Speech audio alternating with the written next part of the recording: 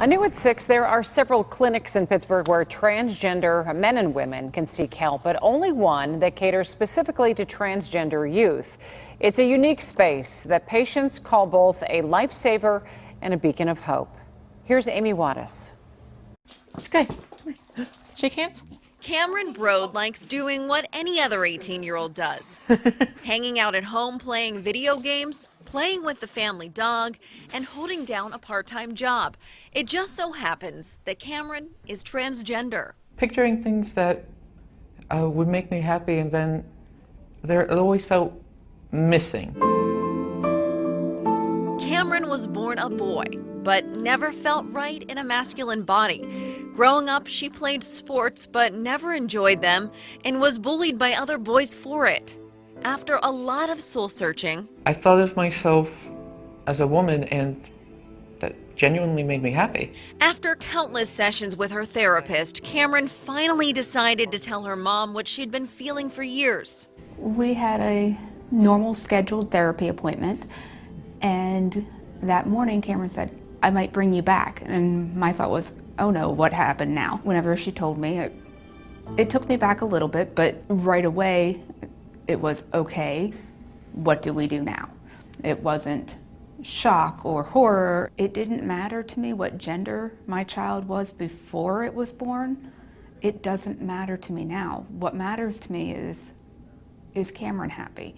That's when the journey began, and Cameron found a home here at the Gender and Sexual Development Program at UPMC Children's Hospital. Any medications? Spironolactone and estrogen.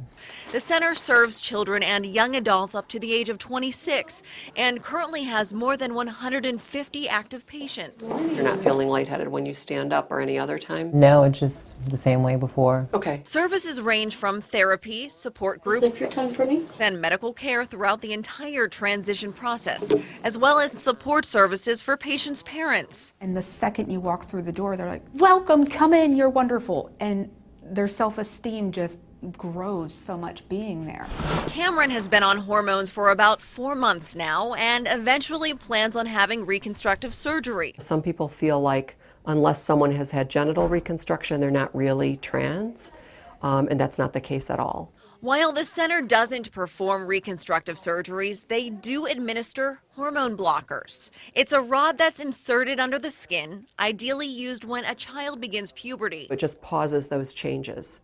So kids aren't growing breasts. They don't have facial hair growing. They don't have vocal cords thickening and lengthening. In addition to helping with the physical transformation, the center also focuses heavily on the mental part of transitioning. This is actually something that I do that I feel like is saving a life, because the suicide rate in young people is as high as 40%. Dr. Sherry Priyadar says emotional support is key. They have really linked a lot of the suicidal thoughts and suicidal attempts to the stigma and to being discriminated against. 17-year-old Ty Ringgold says she started thinking about suicide in middle school before finding the center.